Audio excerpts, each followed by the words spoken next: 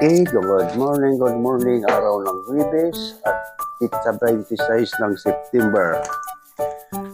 Okay, mga ating mga kalaro, ito tayo, ang ating menu ngayong araw na ito ay breaded chicken. Ito may nakamarinate na akong chicken legs. Ayan, namarinate ko na siya sa vinegar at ating mga seasoning, Maggi seasoning, black pepper at silver swan na puti. Habang minarinate natin ito, ayan, sa chicken marinate natin ay pwedeng mga 10 to 15 minutes. Kung nagmamadali ka, 10 minutes. Pero ang ating preparation sa ating chicken legs para hindi mahilaw, itong pinaka-joint ng kanyang tuhod, tatagayin mo ito. Tatagayin mo yan. Yan madalas mahilaw ang chicken. At saka sa puno ng hita. Yan madalas mahilaw, lalong-lalo na pag breaded chicken. Kasi yung breadcrumbs, nasusunog, pero hilaw yung chicken. Kaya ganun ang gagawin natin. Sa chicken breast naman, hihiwaan lang natin. Abutin natin yung buto. Yan. Ganun ang preparasyon natin ng ating breaded chicken para hindi mahilaw. At ito naman ang kanyang breaded. Dito natin siya padadapain. Pero ako hinaluan ko ng counting flour at saka counting cornstarch. Pag ako nagagawa nito. Kasi pag ipupuro natin ng breadcrumbs, yun nga, nahihilaw at masyadong maitim ang kulay. Yan. Yung ating flour, mayroon tayong hinalo rito na black pepper at magic syrup. Yan. Yan. Para may lasa yung ating flour. Yan. Yan pag pinadapa muna rito sa tatap natin itong itong ibabaw lang natin itong breadcrumbs. Yan. At ating partner ng ating fried chicken, mayroon tayong vegetable salads. Ito na nga, pipino, tomato, lettuce at carrots at itong insulin. Lagi ako nagsasalalagay nito sa ating vegetable salads kasi sa paniniwala ko talagang malakas ito lalo na sa diabetic. Hindi pa man ako diabetic pero hinahanda ko na sa sarili ko na makontrol ang aking kasi lahi namin diabetic. Kaya kinokontrol ko na aking sarili. Ayun, punta na tayo sa kitchen at nag-aantay na yung ating mantikang mainit doon. Ayan.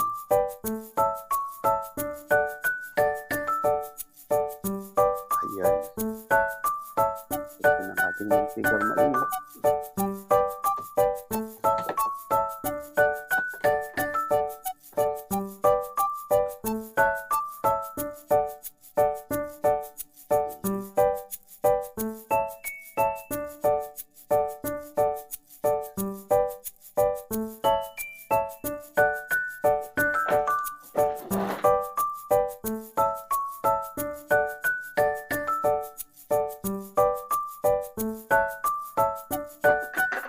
Ito na, habang pinapainit natin yung ating mantika, ipiprepare na natin yung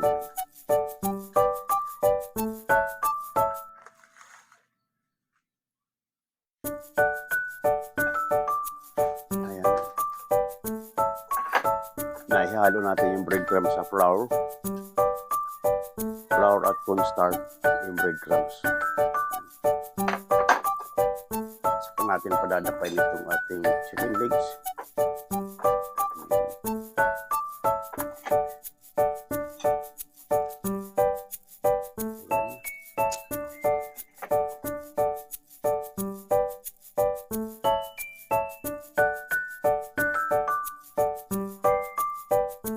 Ayan na. Mainit na yung ating mantika. Ayan, sabay tulo.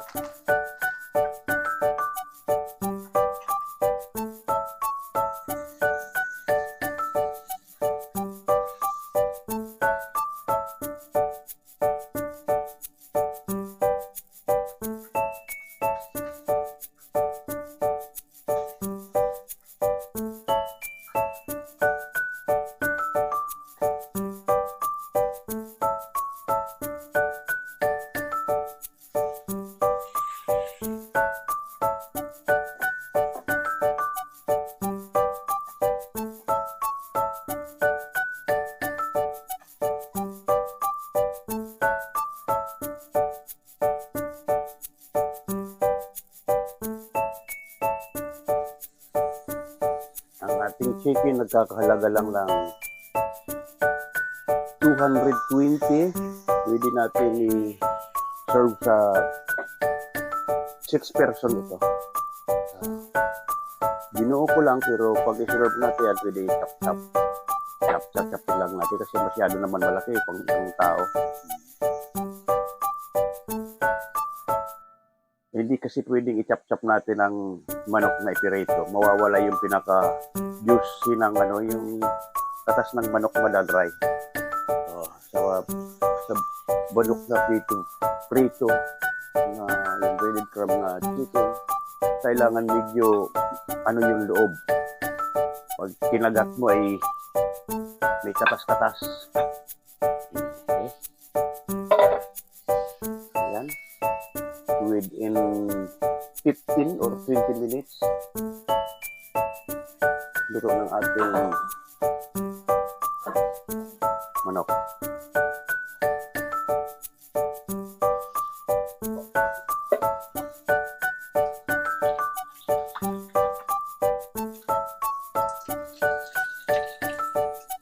Sa mga nanay dyan na niyayaya ng mga anak, pupunta tayong Jollibee o naman gusto kumain ng kasi sa mga bata, bihirang magkakain din ng mga bata ng manok na basa. May mga sauce. Mas gusto nila ay prito. Ito, panggamot natin ito sa batang mahilig kumain sa Jollibee para hindi masyadong malaki ang gastos.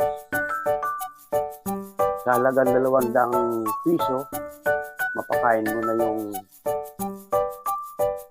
6 hanggang 5 bata. Pag naluto mo, chop-chop mo na lang. Divide mo na sa mga bata.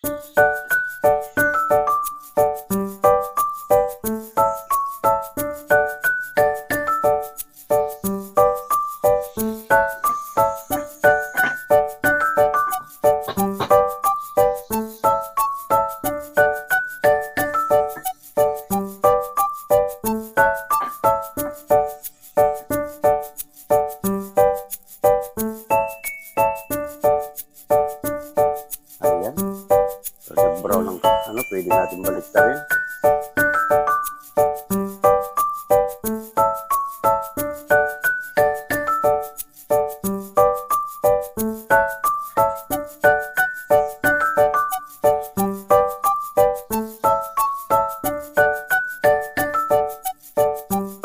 Yung ating mga kalaro, sinasabi ko sa inyo ay pagkatapos natin maglaro, nagugutom tayo, pupunta tayo sa kusina. Pagpunta natin sa kusina, maghahanap tayo ng luto kung walang luto. Pag walang luto, pwede tayo magluto.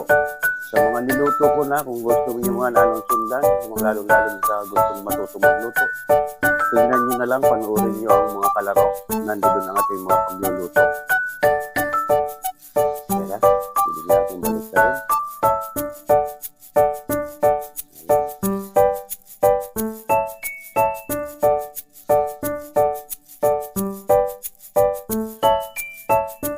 Hindi natin pinibigay nito kasi masusunog yan yung sabi ko, masusunog yung breadcrumb.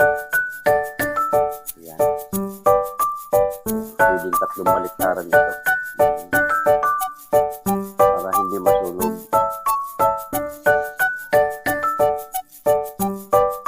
Ngayon yung mahilig manood nito, pwede kayong mag-request kung anong gusto yung ipaluto sa akin. Kumusta ko na lang yung aking dating mga kasamang kusinero. Pag nakita niyo ko mga pare ko dyan, kumusta na lang kayo.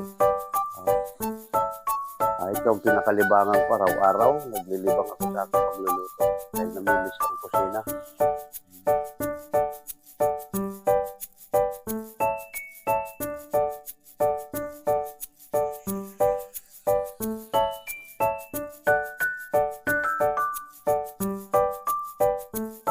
siguro po yung mga kasabayan ko nun, meron pa mga naiiwan pa, lalo na yung mga huling kasamahan ko, mga bata pa.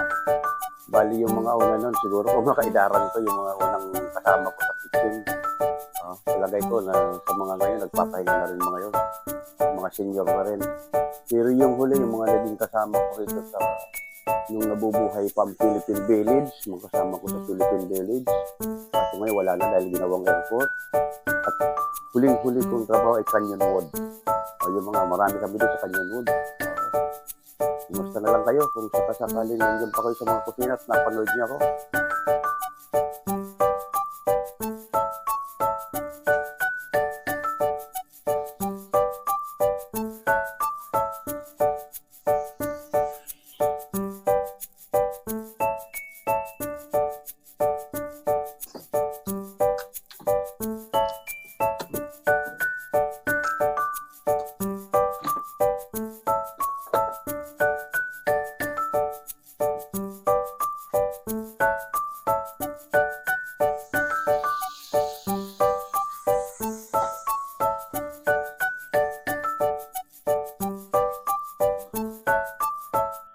Ayan. Ang ibang manok na yung ibang templada, hindi pwedeng baliktad-balik.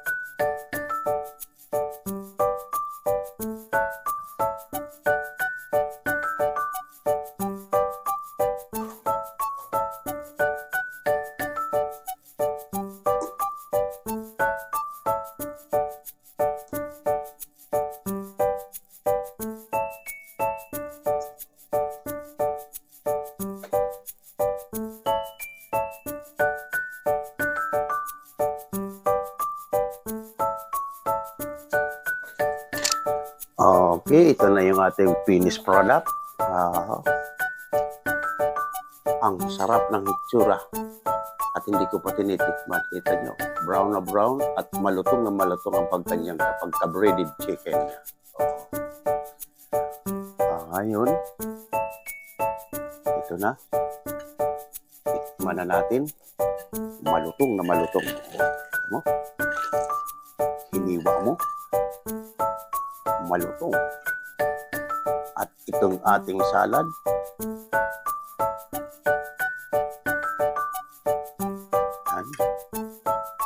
Hindi tayo nawawalan lagi ng vegetable salad kasi itong pampahaba ng buhay, sabi nila. Kaya lagi sa mga prito, laging itong ating naka-reading 1,000 racing madalas. Hindi pa ako nakakagawa ng Caesar dressing. At pag may time, gagawa kong Caesar dressing. Ito. Wow. Tumutunog-tunog pa. Sa loob.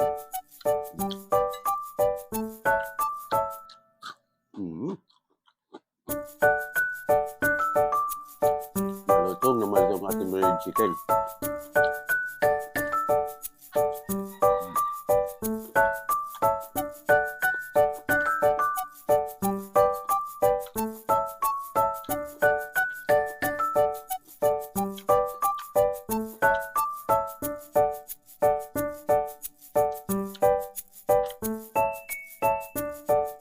Ang aking carrots, kinakadkad ko ito para pino.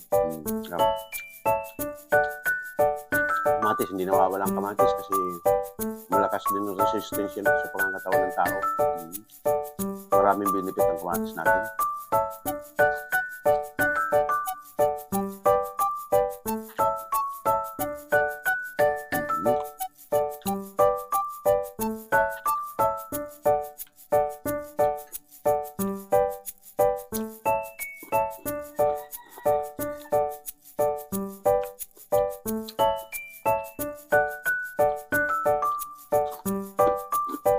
Ang udong.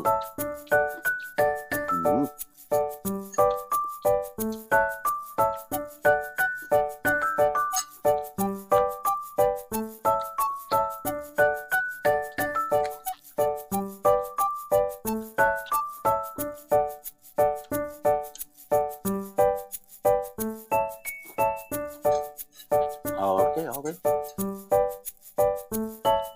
Nakatapos na naman tayo na isang umaga, mga aking mga taga-subaybay at lahat ng subscribe ko dyan, ating taga-subaybay, huwag lang natin kakalimutan, pindutin natin subscribe button at like.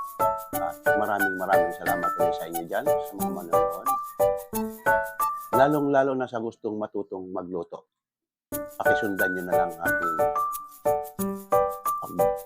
sisimula kung paano hanggang sa matapos. Maraming salamat ulit sa inyo.